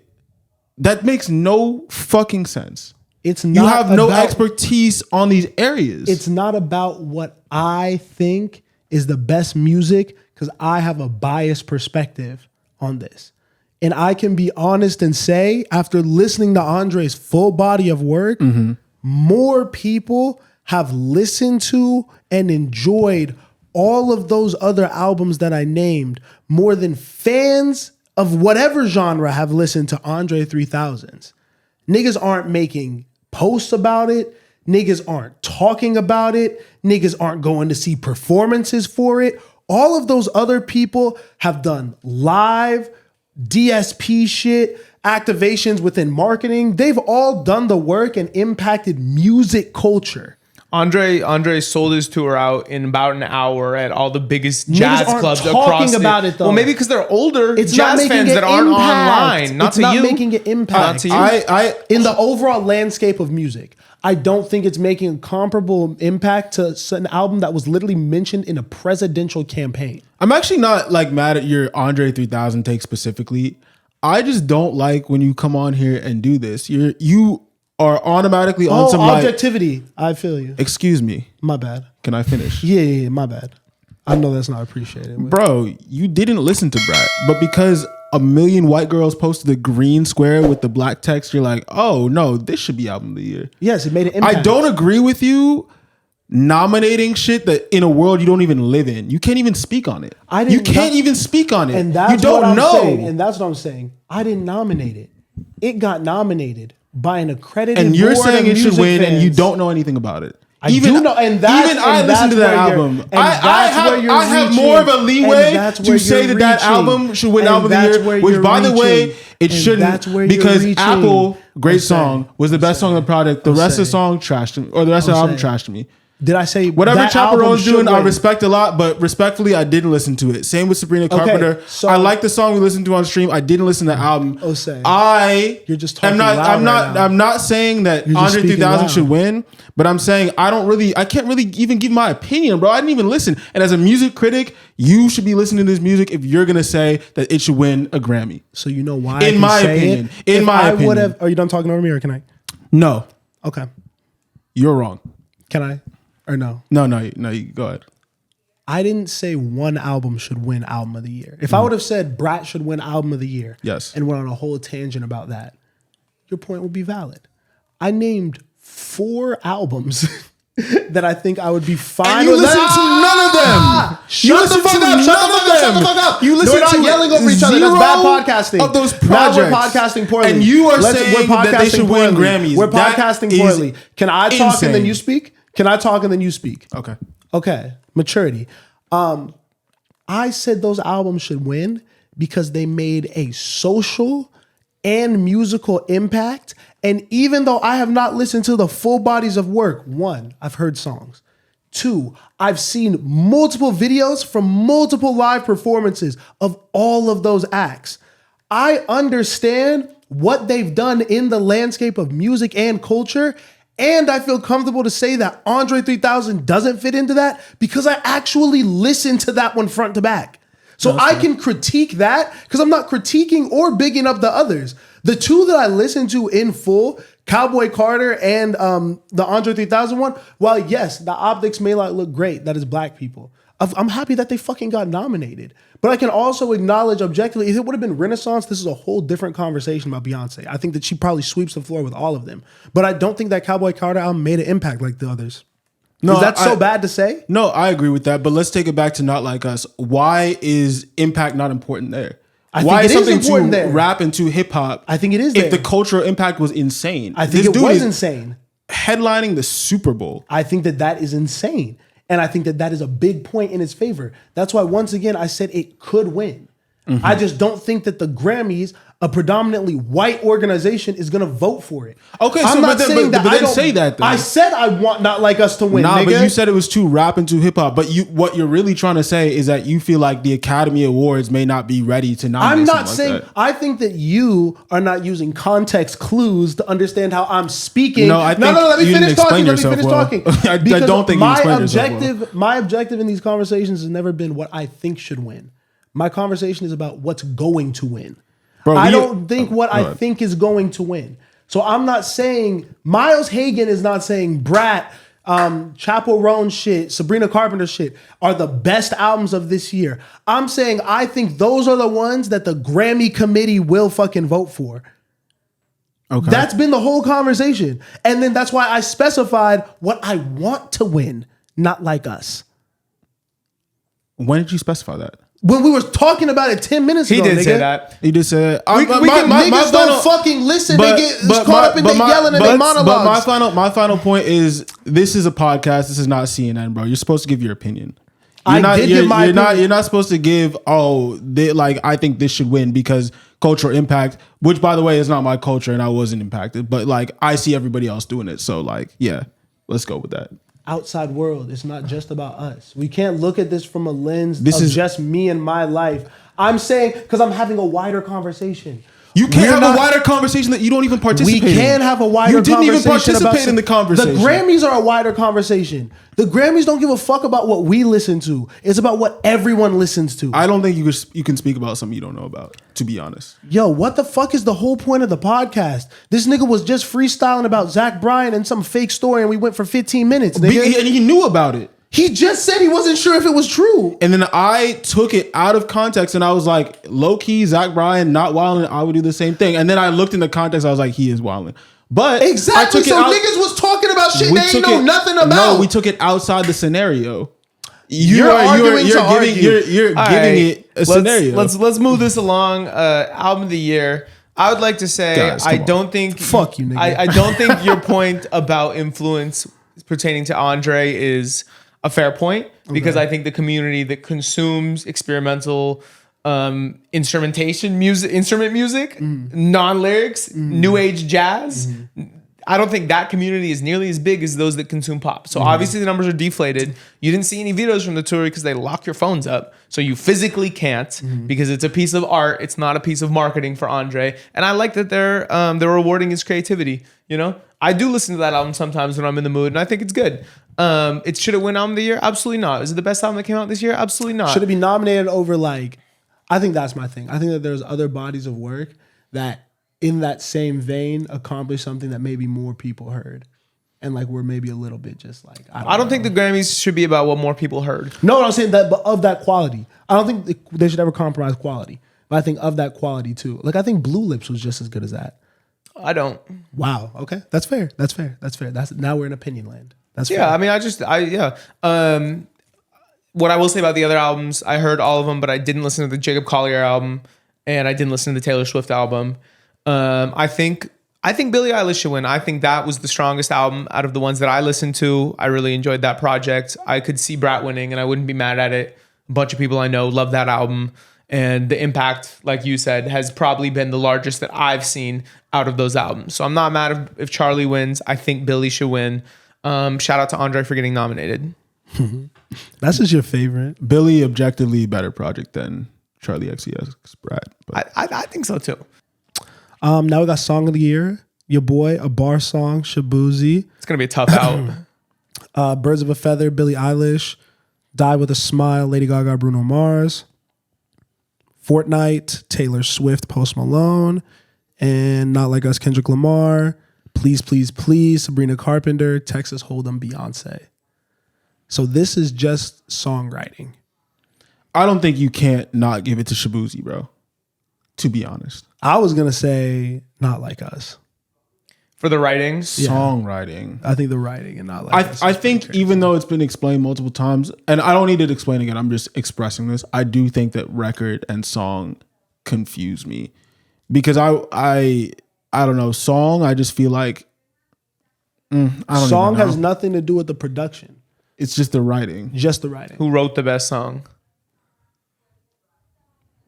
So then, wait, is Shabuzi nominated for record or no? He's not record, just song. I think you're gonna give it to Shabuzi. Someone poured me up a double shot of whiskey, bro. You know, me and Jack Daniels got a history. That's a tough out. That's a good. Everybody knows that shit. That shit has been number one for so many weeks. I think it's also interpolation, right? Yeah, that is. You know, like I feel like interpolation is a thing. And that's the only part where I was hesitant, but I still feel like we're talking about cultural impact, bro. That shit spent like 10 weeks. It's still there. And I thought it dropped off. Well, I know it's back, but I thought it dropped to 2. Oh, it might have. I'm not 1,000% sure, but I think that the difference of how we're looking at this is like, I think a Grammy nomination is like one of the highest honors you could get as a musician. Okay. So like, even if Shabuzi doesn't win, and like the reason why it might be like a knock because of interpolation, he's still, his insane charting, like how long it's been charting and all of that, his impact this year is being felt even by him getting nominated for a Grammy, to me. That's why I don't feel bad like counting stuff like that out or any of these songs out, even like a Not Like Us for Record of the Year. Because I'm like, this is an acknowledgement of the impact and how important it was to 2024, to me. That's how I look. But I just feel like that's kind of like why. Maybe we're like looking at things a little bit differently. Yeah. Song of the Year, I hope Not Like Us wins. I could see it winning here. I could see it sweeping, but I'm not mad at Shabuzi either. Yeah. That's been a dominant song. Now let's get into the fun one. Best New Artist. Benson Boone, Sabrina Carpenter, Doechii, Khruangbin, Ray, Chaperone, Shabuzi, Teddy Swims. What a category. I mean, shit. I saw some people posting this shit like, you know, music's back. This is the most loaded Best New Artist category I can remember seeing in the past years. It's a thing. It's a thing. Real stars in here. It's gonna be hard. Shout out the women, bro. Big clap it up for Doechii, bro. Grammy nominated Best New Artist. She's up for Best Hip Hop Album, and she's up for some other stuff too. I think best, and like that's the thing. I think we'll get to the hip hop album. She's not gonna win here. Yeah, it's a really hard year to be in this category. Sabrina Carpenter and Chaperone are absolutely massive. Shabuzi obviously had his smash, but who wins, Sabrina or Chapel? I think it's Chapel. I think it's Chapel. I think what she did with that album, The Rise and Fall of a Midwest Princess, and how late it popped, but how much everyone loved her, plus the videos of her at shows, at festivals. Like, it's become like a thing to look for. You know what I mean? Like, Chaperone on a festival lineup because it's going to be the most insane crowd. Like, I think she's got it, and I think she deserves it. I do think so, too. Okay. Now... What do you think, Jose? Yeah, I think based on the festival comment, that's really the only thing I can speak on. Like, it does seem like she dominates. Be careful what you speak on, Jose. Huh? Be careful what you speak on. Are you threatening me? What the hell? What the hell? What's going on here? You're not supposed to speak on things you don't know about, I'm saying. Didn't I just speak on something I knew? Are you guys going to fight this whole segment? I was trying to make a jokey joke. Let's move past. I didn't make a jokey joke. My bad. You know what? This conversation is too hip hop for me. Let's move on. Producer of the Year, non-classical. Alyssa, D Mile, Ian Fitchuck, Mustard, and Dan Nigro. Mustard is getting, I guess Faith of a Mustard Seed. Nah, Mustard instead of Metro Boomin in this category is crazy. Yeah. Metro deserves that. I know Metro is sick. D Mile is super fire. Yeah, I go D Mile. What was he on this year though? So this year he did Die With a Smile. He did a song on Samara Sin's album. He did a song on... he did Victoria Monet's deluxe album. Samara Sin got D Mile? Yeah. That's crazy. Bro, fucking... what's her name? Raven Lenae got fucking Dahi. I saw that, but That's Raven's been at it for a while. Samara Sin is brand new. And D-Mile did Lucky Days album. Oh, that's big. Yeah. So I would he did Usher's album, a couple songs. I hope that D-Mile wins. I think they might give it to him, actually. I think D-Mile might win. Dan Nigro is tough to beat. He's cold. He did Chapel. He did Olivia Rodrigo. He's one of them. Yeah. But yeah, I hope for D-Mile. Songwriter of the Year, I'm not too familiar with anyone. But Ray got a nomination for herself. Yeah, I guess she writes other stuff too. Yeah, that's cool. I've heard Amy Allen's name a lot. Okay. Now, best pop solo performance. No, take me to hip hop. Just go hip hop. We're not going to sit here and talk about pop. Damn. That's fair. I'm scrolling. Why is it so deep? We're gonna do R&B after hip hop. Yeah, we'll do hip hop. Yeah, crazy. We'll do hip hop and R&B. But that means we're gonna miss a lot of Beyonce's noms.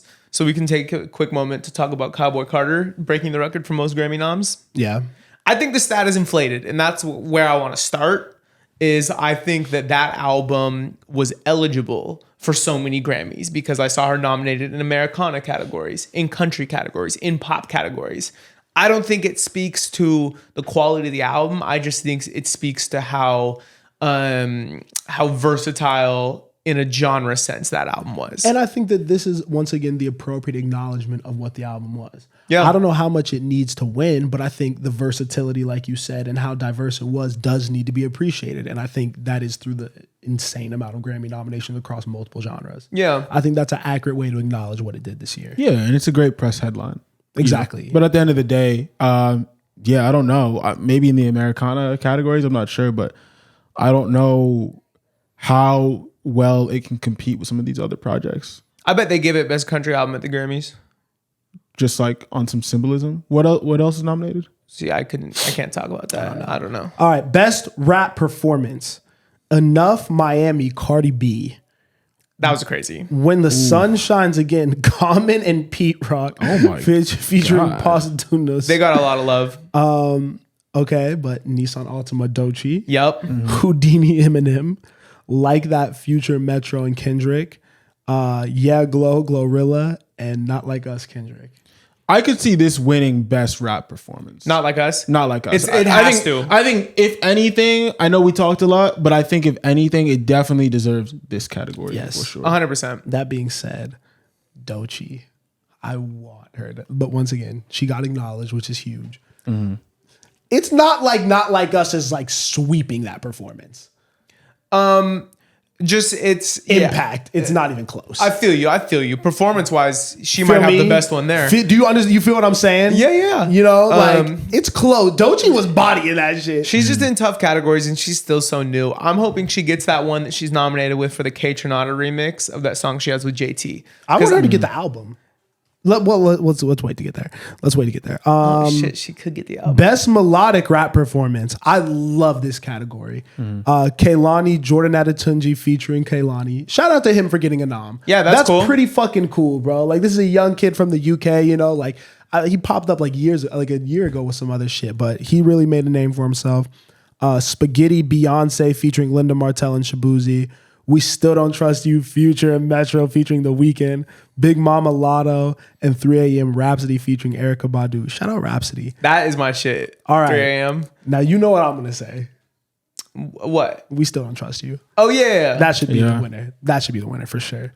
If they don't get nothing else, give them that because that's one of the most experimental things. Like I didn't think they were gonna even take it there with that. Yeah. That and was really Future's fun. got to get one. Future and Metro need at least one. Exactly. And they're gonna lose. I think all the shit that Like That might have won Because of Not Like Us. Yeah. There might be one. Shout out 3 AM though by Rhapsody and Facts. Erykah. That song is incredible. I wouldn't be mad if that sneaks in there and gets honestly, one. shout out like you know what I mean like Big Mama. That's a song I have heard. Yeah. That's not a bell. You know, Lotto deserves a Grammy nom. I think. Yeah. And I do too. well, yeah, because Yeah Glow doesn't fit in this category, right? I'm thinking what about She don't be melodic with what shit. about the 7 p.m. Friday 90 or that song? That's melodic, right? TGIF might be more accurate for this. That would be category. fire. Okay, best rap album. Might delete later. Deleted that out my phone. Wait. Isn't that crazy? That got nominated? Yeah. Nah. Yeah. I'm sorry. That's all I gotta say. Nah, weak as fuck. No. The Auditorium Volume 1, Common and Pete Rock. Alligator Bites Never Heal, Doechii. Yep. The Death of Slim Shady, Coupe de Gras, Eminem. And We Don't Trust You, Future and Metro Boomin. I think Alligator Bites Never Heal is going to win and should win. What is this called again? Best rap album. I think it will and it should as well. I think that it should.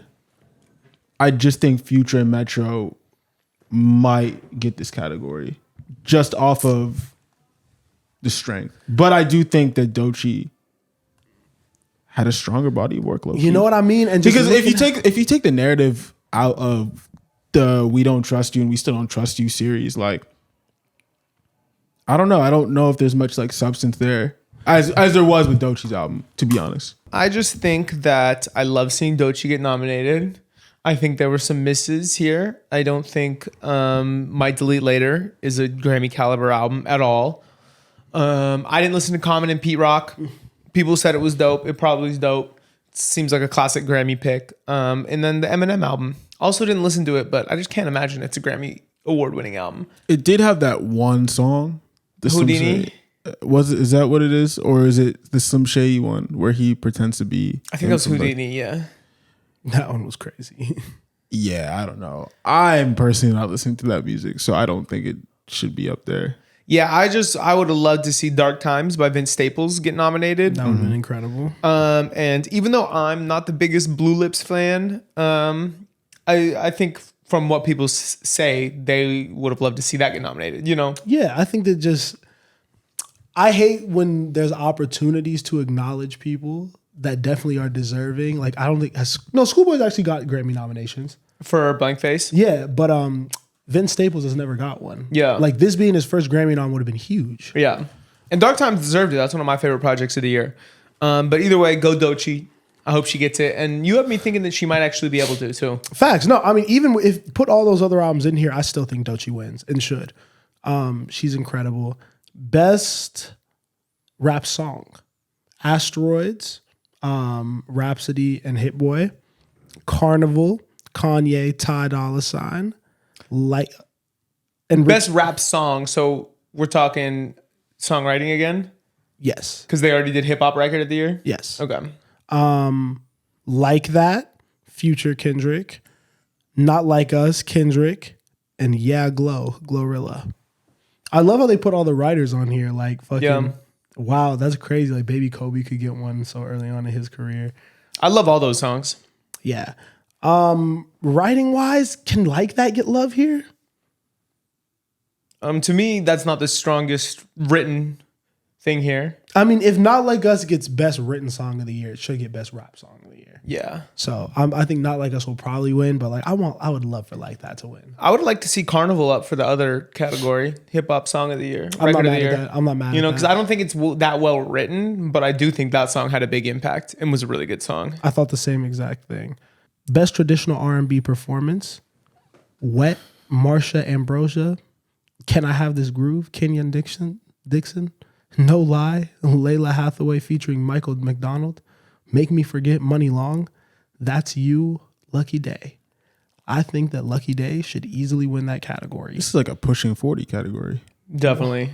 Why is it pushing 40? I don't know. I just didn't know any of those names. Yeah, I feel like it has to be. And traditional R&B definitely makes me think this is old people music. Yeah. Well, That's You by Lucky Day I think should definitely win. Did you know those first three songs? No. Okay. But I think that That's You should definitely win. No. Yeah, I'm not listening to Marsha Amber. Well, let me not say I'm not listening to her. Maybe I'll go and enjoy an album. Best R&B performance, Guidance, Jhené Aiko. I really like that song, but I was surprised it got nominated. Residuals, Chris Brown. Slapper. That's the one. Here We Go, Coco Jones. She's going to be like her. Like she's going to get a nomination every year. We don't need that. Made for Me, live on BET, Money Long. I think that one has some smoke. And then Saturn by SZA. SZA's always liable to get a Grammy. Yeah. So I think this is actually a really, really strong, really, really well picked category. I think Money Long wins this one. They're not going to give it to Chris Brown. And I don't know. I think when we talk about impact, bro, she really had a breakout moment with this Nobody. song. No, I would be so happy. I'm interested on why they did the live BET version. Maybe the other one wasn't eligible. Maybe. I don't know. I don't really know the release timeline. I do agree that they're not going to give it to Chris. Which sucks because that song is such a heater. Yeah, It should be there. I think they might give it to SZA. they could. Yeah, Saturn's a sneaky song. It's a sneaky song because people really listen to that song. Like there's no promotion, no hype, no nothing around. It's just people really like that song and keep playing the fuck out of it. Yeah. But I would love to see Money Long win. Best progressive R&B album. So Glad to Know You, Avery Sunshine. En Route by Duran Burner. I've heard about that. Bando Stone in the New World, Childish Gambino. Crash by Kehlani. And Why Lord by No Worries. Come on, give it to the guys. I think that they should win it. Give it to No Worries. I think they should win it. say I've listened to anything besides the Bando Stone album. I think But- it beats out the Kehlani album and it beats out the Gambino album. I haven't heard the Duran Burner or Avery Sunshine albums. Come on, give Anderson a Grammy. All right. Best R&B song. After Hours, Kehlani. Shout out Chris. That's fire that he got another nom. Burning by Tim's. I love that. I love that it's an R&B too. Me Because that's too. accurate. Proper. Here we go. Coco Jones. That's crazy. Not a bad song, but so crazy. Ruin Me, Money Long. Love that she got another song nominated. And then Saturn by SZA. This is best R&B song. Yes. That's hard. I don't know where to go here. That's hard because After Hours is a slap. Burning is like maybe the one that I like it for Tim's, but I don't know if I love that song. Like I really like that Tim's got a nom, and I like that something off the album got nominated. But the Coco Jones song is just very down the middle. It's good. Ruin Me by Money would be fun. It could be Saturn again. But I think they might actually give it to Kehlani. I think Kehlani has a fighting chance. That'd be cool. Ruin Me wouldn't be bad either. I'll say you said fuck raw R&B. Yeah, this is boring. This is black women. I'm bored. This is black women bore you? You were all up in arms when we were talking That's about what the I'm white saying. women. That's what I'm saying. I think that I'm bored because I don't know. Maybe because you're reading it. You want to read it? To be honest, You want to read it? and there's a lot of categories at the Grammys. I don't know. I feel like this could be condensed. I think there's one more that we should talk about because that's all the R&B, right? There's R&B album 1111 Deluxe. Oh yeah, give us R&B album. R&B album is 1111 Deluxe. Chris Brown, Vanta Black, Layla Hathaway, Revenge, Money Long, Algorithm, Lucky Day, Coming Home, Usher. I think that Money Long should win and will win. Go Lucky Day. I would love to see Lucky Day win. Yeah, I think it'd be dope. I just don't love that album. Yeah, I haven't listened to that album. It's good. It's a little more progressive. Now, did they do Best African Oh, let me scroll. performance? Because I remember last year was the inaugural year for that category, so there probably should be one. They did. We got Tomorrow, Yemi Alde, MMS, Shake Wizkid, Sensational, Chris Brown, Davido, and Lil J, Higher, Burna Boy, Love Me, JJ Timms. What do you guys think? I don't know. Because I would say off rip Thames, but that Higher song by Burna Boy is really, really good. My favorite of the bunch is the Ashake song. No, for sure. That's I the can one see I that. listen to the most. Was Wizkid. But I don't know. I don't think it'll win. Now, I think Burna Boy might. No, I think Love Me, JJ wins. I think it's Thames'. Yeah, I and think that's so. probably my favorite out of the I bunch think too. I so. really like that song. yeah, Thames might Sensational. win that. Sensational can't win. Like it just shouldn't win because it's Chris Brown. But that song is incredible. Yeah, it's a great song too. That song, I want that song to win a Grammy. That I see- shit is fire. I see Thames winning the category. But I think Thames will. I mean, Burna Boy Higher is a sleeper, low key. Best Global Music Album, Born in the Wild is nominated. So is He Is by Rema. I think Tim's probably gets that one. Yeah. I think that is everything. It's our Grammys. I didn't talk to them about this yet, but I'll announce it now. We're going to be live streaming the Grammys, watching, reacting to it on February 2nd. So make sure to tap in then, set your calendars, and come watch the Grammys with us. Okay, so we are going to dissect a classic album, an album that I think is very, very of the times right now because of what we've been going through in this country. We did To Pimp a Butterfly by Kendrick Lamar. I mean, shit, it's also fitting because Kendrick is having one of his biggest years in a while. Yep. In terms of just awards and everything like that. So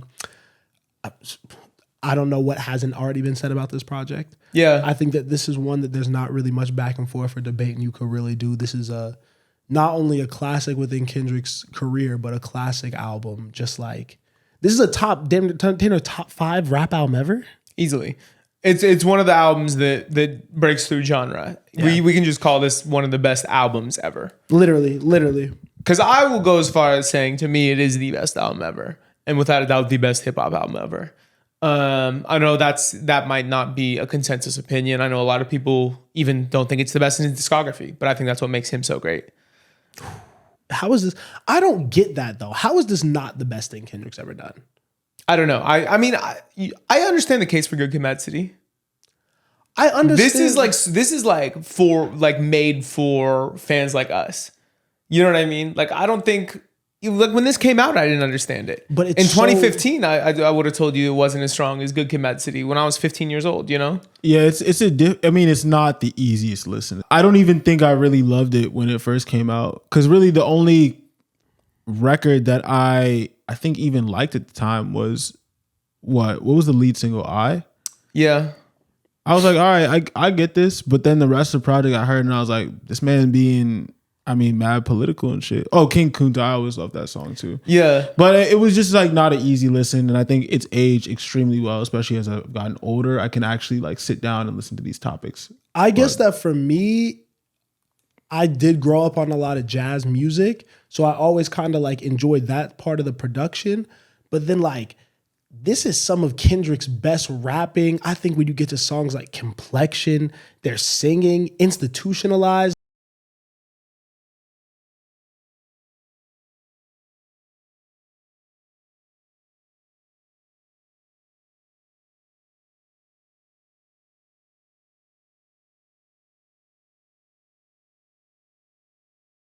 I didn't know how much I loved You until like 4 or 5 years ago. I'm listening to it again, or like even like 2 or 3 years ago, I'm listening to it in the second half. Yeah. That second half the first half is a lot to listen to. It's a little theatrical, it's much, but the second half of that, Yeah. oh my God, I've fallen in love with that.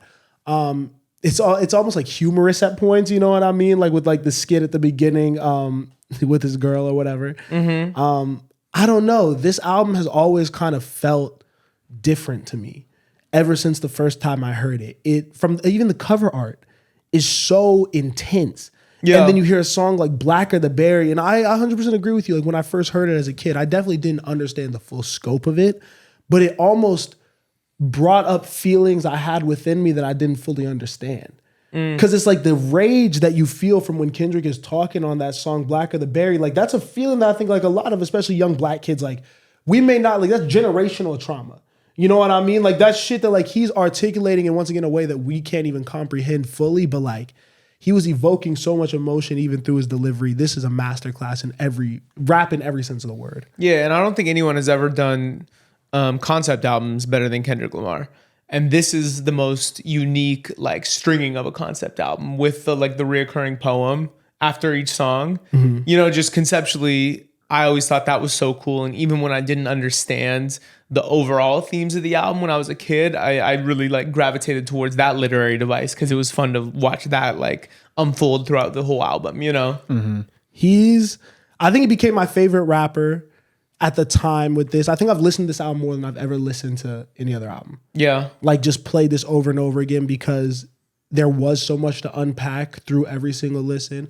I think this is where he kind of separated from the pack too, with the Pulitzer Prize, with once again having such like this was edgy. Mm-hmm. This isn't like, you know, something that you could easily get off, and then following up with Untitled Unmastered, which is a continuation of this era, the Grammy performances where he's in chains, even the SNL performance, how he was doing the thing with like half natural hair, half the braids. Like this was a whole thing that felt like, I don't even want to fully say like it was a celebration of blackness, but it was also like very, it was militant. Mm-hmm. It felt at times, you know, I really, really think that he had the baton and he could have went any way with it.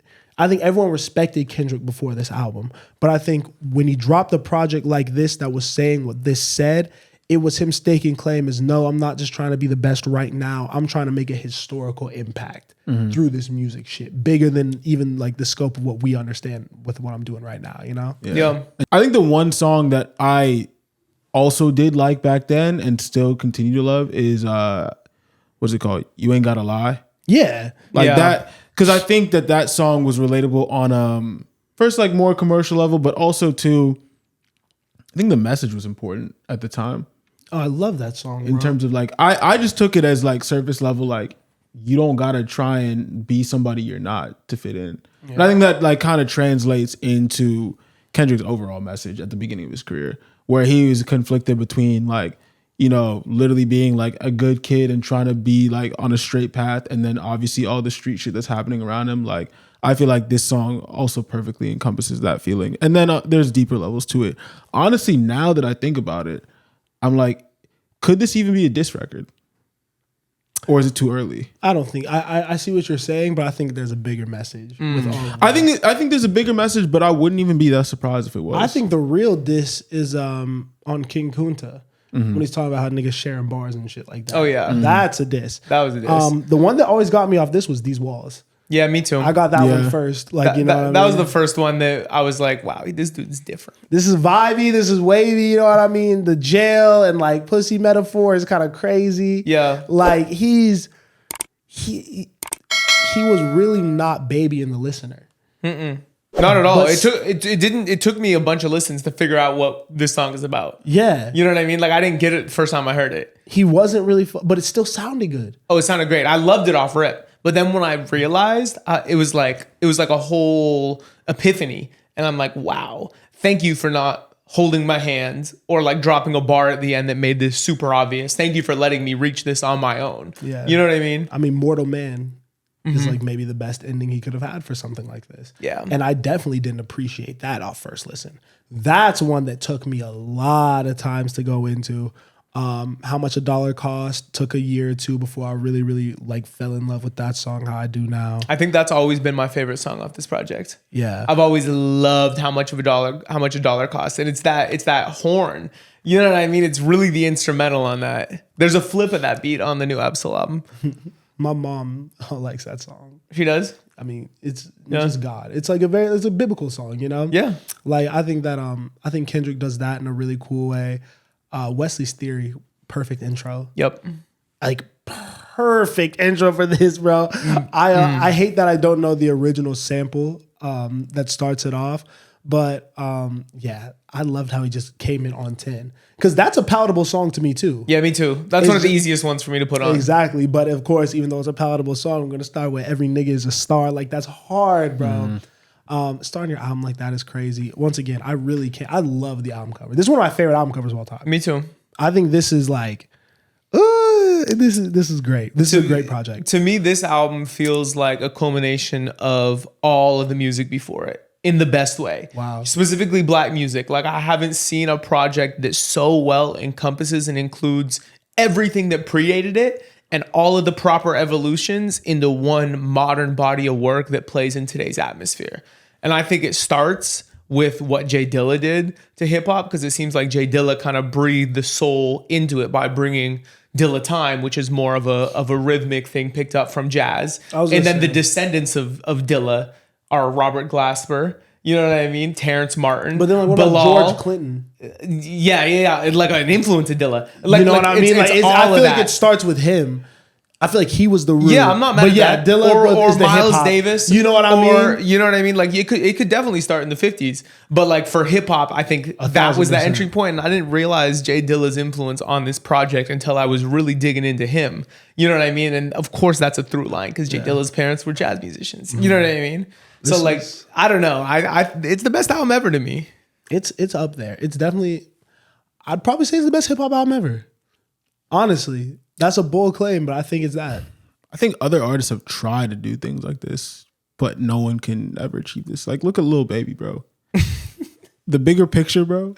Why are we You love the bigger picture? Honestly, you know what? But you're right. You know what's crazy is I think Kendrick including like a Kodak on his last project, bro, like just shows me how good. I mean, sorry to go back to Kodak, but it shows me how good Kodak is to be able to like compete. Go bar for bar with an artist like this that made To Pimp a Butterfly. It's fire. Low-key, he could have been on this album too. Oh yeah, I mean, It's all with the messaging. I think the Tupac tie-in at the end, of course, with his interview was great. And you can only do that if you're really him. If you're really that, there's very, very few people, maybe just him, that could have pulled that off. He wrote an incredible verse for Snoop Dogg, or a little like 16 or whatever. Rhapsody bodied this shit. What other features are on it? My favorite, they're not even features, but just, I already said it, but what Robert Glasper and Terrence Martin did to this project, to me, transformed the entire sound of it. And they should get all the credit in the world for how incredible this album is. 100%, man. Yeah, I mean, everyone knows about this. This is one of the best albums ever, best hip hop album ever. Shout out Kendrick. He's going to keep doing what he's doing. This made him, I think this put him in GOAT territory. Yeah, you need these and the Good Kids. Yeah. You need both to be that. Having 2 undisputed top 5 hip hop albums ever. Yeah, I mean, I don't think people are putting both of them in their top 5. Really? I think you pick one or the other. I don't think you can do that with an artist. Put Why? 2. They're that, but I agree. They're of that caliber. I agree. They are two of the top. It's top 5 For me. It's top 5. As somebody that, What are you gonna debate? You put if someone said what? Reasonable Doubt, Black Album.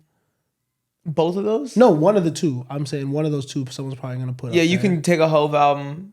You're gonna take a Wayne album. You do Carter 3. I don't think. You can do No, I Carter. think there's better picks. Carter 2 or Carter 3 are the only 2 you could pick. No, I mean, you don't put a Wayne album there. Oh, Probably. that's disrespectful. What, you gonna put Illmatic by Nas? It was written. You're not. Aquemini. You can put Equipment out there. You know, there's Wu-Tang shit that I'm not privy to, but is No. probably there. Once we do that, we're reaching. I mean, okay. Wu-Tang is not better than Good Kid, Mad City. I agree. Okay, but yeah, now we're gonna do Kendrick Lamar song draft. Yeah, this was a dicey one to look at. There's a lot of ways we could go. It's difficult. There's a lot of ways we could go. I don't think the listener will be happy either way. I'm just gonna freestyle mine. Nah. I tried to think too much about it, and I said nope. It just has to be. Okay, you- now you you have to- freestyle. That's fun. I like it. I think you have to go with what you really feel like is the real, like your top 5 or sorry, top 4. So I'll take the first pick. Are you all right with that, Jose? That's fine. What do you want? You want second or third? I do not care. I'll take the second. All right, let's do it. Oh, not like us with the first pick. Nah. I will do. Let me just make sure I'm comfortable in it. All right, yeah. Track 1, I will go something off To Pimp a Butterfly just to get us started with something easy. I will do King Kunta. That's my first pick. All right.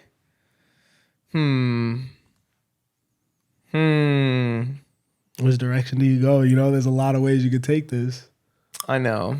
There's really 2 directions that I could go, but I think I'm gonna be able to circle back and get some of this other stuff. With my first pick, I'm gonna take Money Trees. Ooh, that's a better first pick.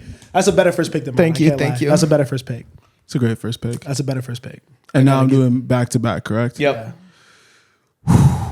It is going to be difficult doing the back to backs, He's gonna take the one I want. but I think for my first pick, I'm going to have to go with Duckworth. I debated doing that as the first pick.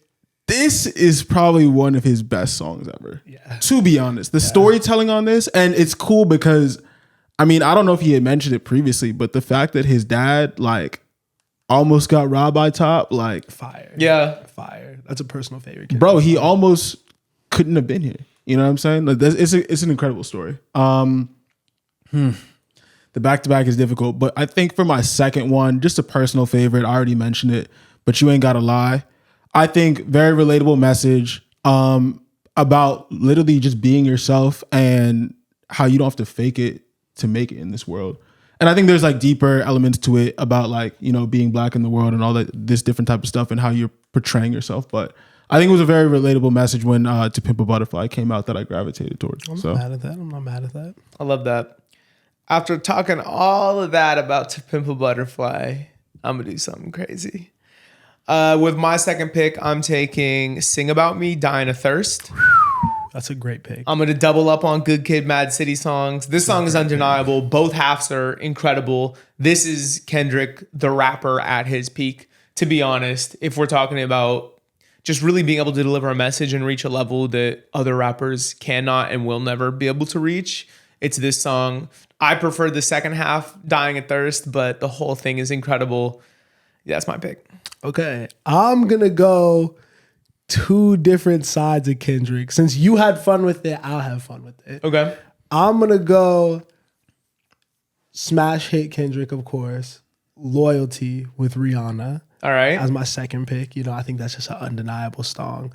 And then with my third pick, I'm going to go something off Untitled Unmastered. There you go. I'm going to go Untitled O2. There you go. If you know, Kendrick was rapping his ass off across that whole tape. But if you ever need an example of why Kendrick Lamar is maybe the best technical rapper of all time, Untitled O2 will do that for you. I agree. That's a great pick. I thought about doing something off Untitled. Untitled 2 is probably the one to go for. Yeah. All right. With my third pick, I'm taking These Walls. We mentioned it earlier, but just the way that he does the jail cell and the pussy metaphor and weaves it throughout the entire song, but never gives it to you. Yeah. You do have to reach that conclusion on your own. It was one of the best aha moments I've ever had with hip hop music, but also just the way it sounds. To me, it's the waviest and the easiest song to play off of To Pimp a Butterfly. I think people don't even need to understand how great it is from a lyrical perspective to like want to hear that song. Literally. The back-to-back twos again? Mm-hmm. Man, this is going to be tough. I think for this one, I'll take it back. I really feel like I felt like Kendrick Lamar was different when I heard Rigor Mortis, which is my third pick. You made my choice easier. I was debating on my last pick. That's a good song. Bro, the dude was rapping his ass off. That's and I didn't necessarily get it, but I was like, bro, I'm witnessing something a little bit different than everything else I'm hearing in the ecosystem. It's a special record. And Section 80 is an incredible project. So for my fourth pick, this feels a little basic, but I am gonna go with Bitch Don't Kill My Vibe. Oh. Not what I thought you were gonna do. I really just love that song. It's a personal favorite. I still listen to it. I don't know if I want to go regular version or Jay-Z version. Just because I feel like the Jay-Z verse, even though not like my favorite verse on the project, like again, an amazing cosign at the time that really just showed how great Kendrick was going to be, bro. Jay-Z wasn't just hopping on anybody's tracks. You know what I'm saying? So that is my fourth and final pick. With my fourth song, I'm taking Pride. That's a great song. That's like maybe one of his top 3 songs. Yeah. Yeah. I love that song. I want to go a personal pick. Do it, bro. We can't not pick this song. You can not do whatever you want.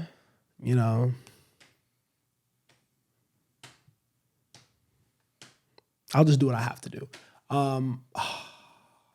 It is hard. You went personal? Nah, you picked just a great song. I'm gonna do. I don't have any good Kid Mad City songs. I'll pick Mad City. It's basic, but everybody knows the fucking words to that song. So you chant that shit, it gets people hype. It's a legendary song. That is a legendary song. Yeah, that is the one I was thinking about. You know what I mean? Like that had to get picked. Were the two Mad City and All Right? My two were Mad City and Backseat Freestyle.